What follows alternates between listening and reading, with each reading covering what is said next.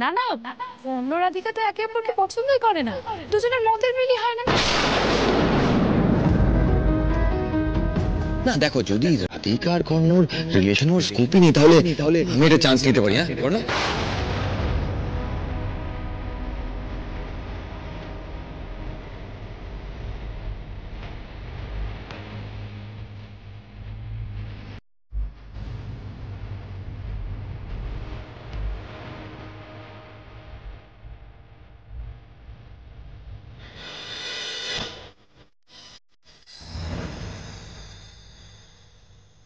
Jahnavi rejected me.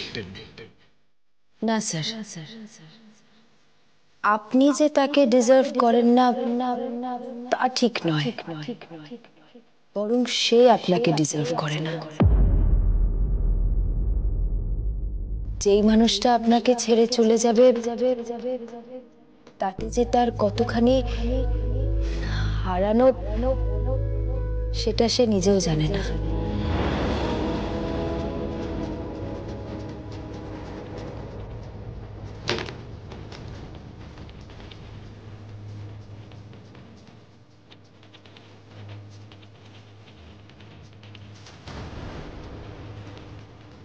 আপনাকে আমি চিনি, আপনার মতন খাঁটি মানুষ খুঁজলেও পাওয়া যায় না। You are the best man.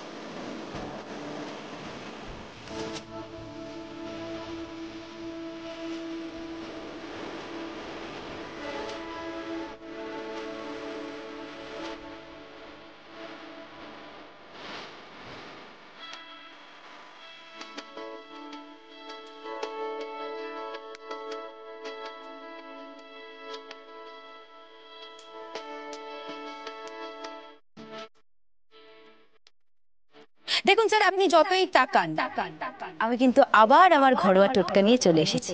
নিন এটা খেয়ে নিন। এটা আবার কি? আরে ধরুন, এটা ধরুন, গরম আছে, গরম আছে। সর্দি, কাশি, জ্বর এই সব কিছুর অব্যর্থ ওষুধ।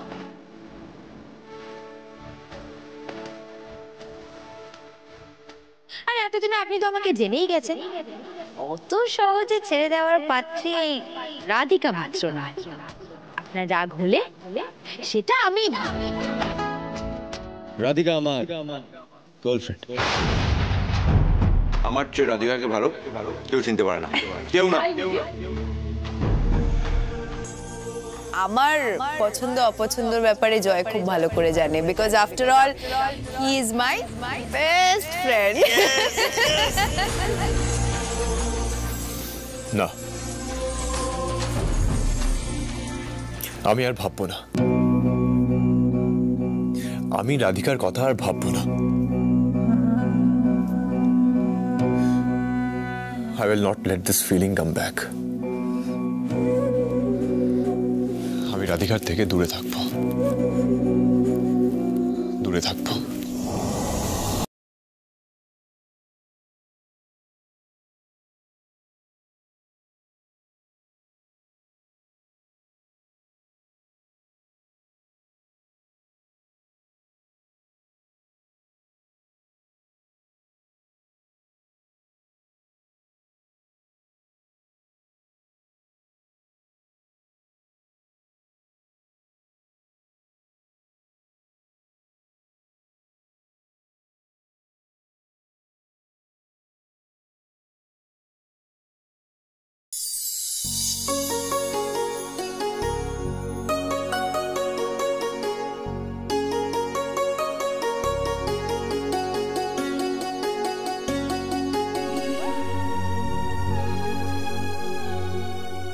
গিফট আবার ছোট বড় দামি কম দামি এসব কি? হ্যাঁ, সবকিছুর ভ্যালু না টাকা পয়সা দিয়ে হয় না, কিছু ভ্যালু ইমোশন দিয়ে, আর সেই ইমোশনটা না টাকা পয়সা দিয়ে কেনা যায় না।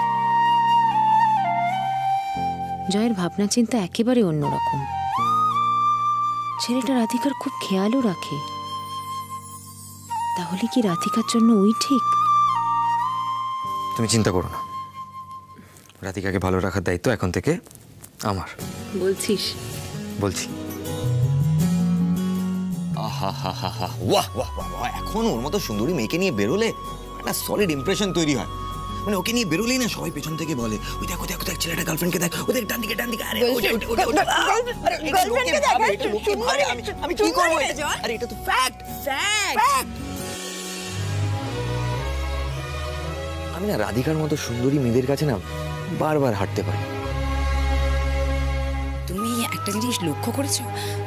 আমি যখনই জয়কে বিয়ের ব্যাপারে বলেছি ও কিন্তু না বলেছে। যতবারই মেয়েদের ছবি দেখিয়েছি ও নাকচ করেছে, কিন্তু রাধিকার সাথে কত সহজে মিশে গেছে। একসাথে শপিংয়ে যাওয়া, একসাথে ডিনারে যাওয়া, সিনেমা দেখতে যাওয়া, এমনকি সেদিন তো কত রাত অবধি রাধিকার ঘরে বসে আড্ডা দিচ্ছিল। কি হাসাহাসি, বাপরে বাপ, তুমি যদি দেখতে। যাই বলো দিদি, রাধিকা আর জয়কে না একসাথে বেশ ভালো মানায়।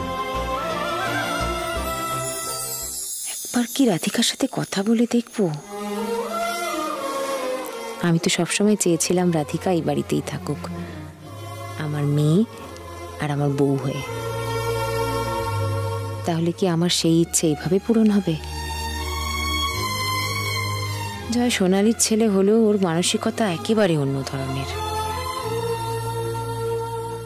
জয় রাধিকার জন্য যোগ্যই হবে তাহলে।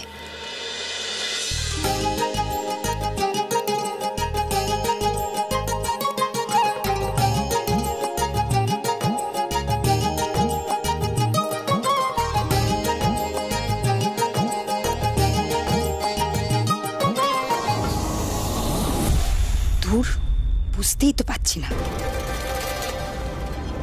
দিদিকে কিভাবে রাজি করাবো।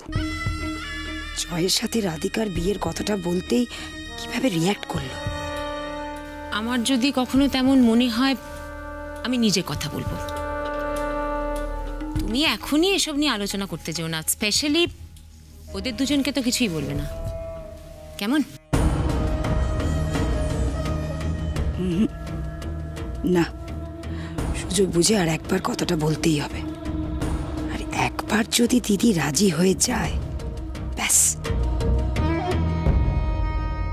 আমি এখানে ফিরেছি একটাই কারণ, আমি ফান্ডস অ্যারেঞ্জ করে আমি আমার বিজনেস সেট আপ করতে চাই। আরে না না না না, এখানে একটু সিচুয়েশনটা উল্টো। এখানে একটা ভেঞ্চার স্টার্ট আপ করতে গেলে না প্রচুর টাকা লাগবে। আর কি বলতো, আমার কাছে না অলরেডি একটা প্ল্যান আছে। I will hook up with a rich girl. তাহলেই আমার স্বপ্ন, আমার ড্রিমসগুলো আমি অ্যাচিভ করতে পারবো।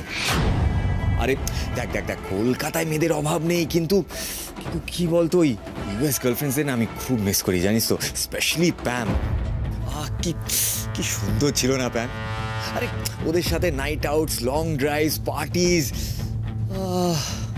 I miss those days bro. আর কি বলতো, এখানে মা চাইছে আমি রাধিকাকে বিয়ে করবো। আচ্ছা তুই আমাকে একটা কথা বল, রাধিকাকে বিয়ে করলে আমার কোন লাভটা হবে? ও দেখ, ও না আমার বন্ধুই ঠিক আছে, ও ভীষণই সাংস্কারিক, খুব emotional, I don't like her. আর কি বলতো, আমার বিজনেস স্টার্ট আপ করার জন্য যতটা ফান্ডস দরকার, যতটা বড় লোকের মেয়ে দরকার, রাধি না তা নয়। দেখ, শুধু সুন্দরী দিয়ে হবে না, ব্যাংক ব্যালেন্সটাও দেখতে হবে, সেটা ম্যাটার করে। আর তুই তো ভালো করেই জানিস আমার জন্য ওইসব ইমোশন ম্যাটার করে না, আমার জন্য ম্যাটার করে যেটা হচ্ছে bank balance. Correct correct correct. ওসব ফেক ইমোশন দিয়ে আমাকে কেউ বশ করতে পারবে না। এই জয় বসু শুধু টাকা আছে, কিচ্ছু না, নাথিং। ঠিক আছে? আর শোন, প্যামকে বলিস একটু মাস্ক পরতে, ঠিক আছে? করোনা ভাইরাস চলছে, একটু কেয়ারফুল থাকতে। মনি, মনি, আমি বেরোচ্ছি। দাঁড়া, টিফিন নিয়ে যাবি। এই নে। Thank you. বলছি একটু কথা ছিল, বলা যাবে? বলো না, এইভাবে কেন বলছো? তুই এত ভালো একটা চাকরি করছিস, সারাক্ষণ হাসি খুশি থাকিস, আমার না দেখেও শান্তি পাই, জানিস তো, সত্যি ভালো লাগে। তো মাত্র কয়েকটা দিন আগে তুই এভাবে একটা ধাক্কা সামলে উঠলি। আমি তো চাইনি তোকে জীবনে কখনো কষ্ট পেতে হোক, কোনোভাবে চেষ্টা করেছি, কিন্তু আমিও তো তোকে প্রোটেক্ট করতে পারিনি রাধিকা। এভাবে কেন বলছো মনি? তুমি তো আমার জীবনে কোনোদিনও কোনো অভাব রাখোনি, আর তুমি এটাও খুব ভালো করে জানো তুমি ছাড়া আমার কোনো অস্তিত্বই নেই। আমি তো সারা জীবন থাকবো না রাধিকা, তোকে তো মুভ অন করতে হবে না? তোকে সেটেল করতে হবে। দেখ, আমি সারা জীবন অনেক স্ট্রাগল করেছি, কিন্তু তোদের কারোর উপর কোনো আঁচ আসতে দিইনি। তাই আমি চাই আমি যখন থাকবো না, তোর জীবনে এমন একটা মানুষ অন্তত থাকবে যে তোর হাতটা শক্ত করে ধরে থাকবে। এসব কথা থাক না মনি, আমি তোমাকে ছাড়া আর কিচ্ছু চাই না নিজের জীবনে। তা বললে হয়? আমি একটা ভালো ছেলে দেখে তোর বিয়ে দেবো, ব্যাস এই একটাই স্বপ্ন আছে আমার। না, আমি বিয়ে ঠিয়ে কিচ্ছু করব না। আমি তোমাকে ছেড়ে দূরে কোথাও যাব না।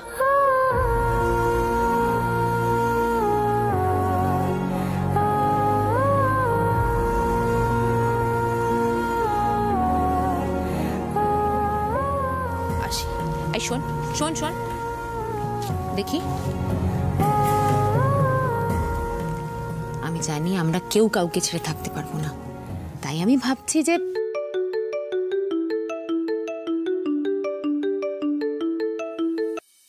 সরি মনি, স্যার ফোন করছে, রিসিভ করি। হ্যাঁ স্যার বলুন। রাধিকা, আজ একটু আগে অফিসে এসো, দরকার আছে।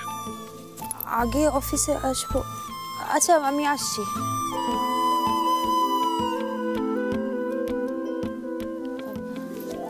মনি, বলছি স্যার না আমাকে আজকে একটু আগে অফিসে ডাকছেন, আমি যাই? কিন্তু আমার আমার কথা তো শেষই হলো না রাধিকা। হয়ে গেল তো শেষ। ওসব বিয়ে ঠিয়ের কথা নিজের মাথা থেকে বের করো। আমি আর তুমি যেমন আছি ঠিক তেমনই থাকবো, ঠিক আছে? আসছি, সাবধানে থেকো। তুমি সাবধানে অফিস যাও। টাটা।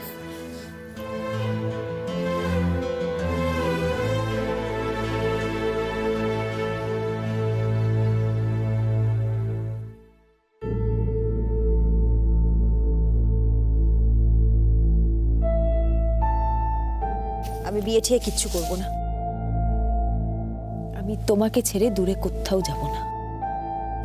এটা তো বিয়ের কথা শুনতেও চাইছে না, কি করে রাজি করাবো ওকে? জানি না রাজি হবে কিনা।